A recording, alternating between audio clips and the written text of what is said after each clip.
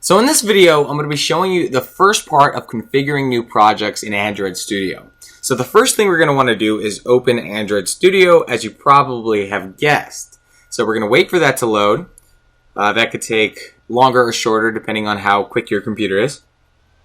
And then from there, we're going to click on Start New Android Studio Project.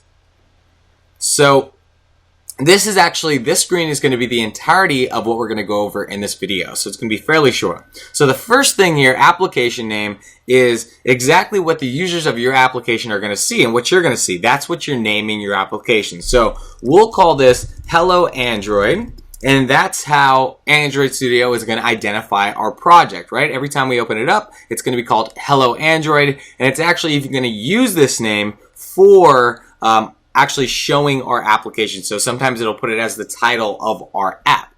Great. So company domain. This can be a little bit confusing.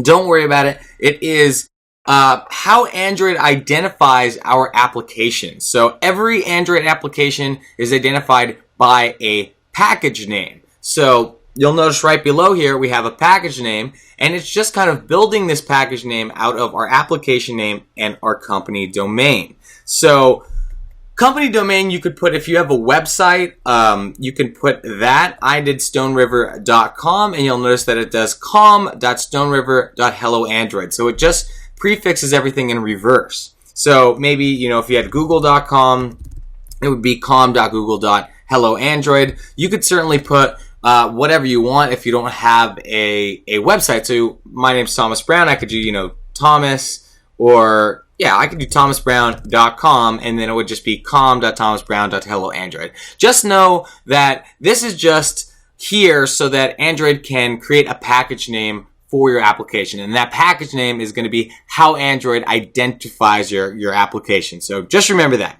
You could really put whatever you want. I recommend, a website or some sort of a prefix that ends with .com, right? Great. So project location is pretty self-explanatory. That's just going to be where Android is going to save your projects. So I think the default is going to be under, Android Studio projects, and I recommend you keep it there. Great. So that's going to do it for this video, guys. I hope I broke down that first part enough for you. I'll see you in the next one.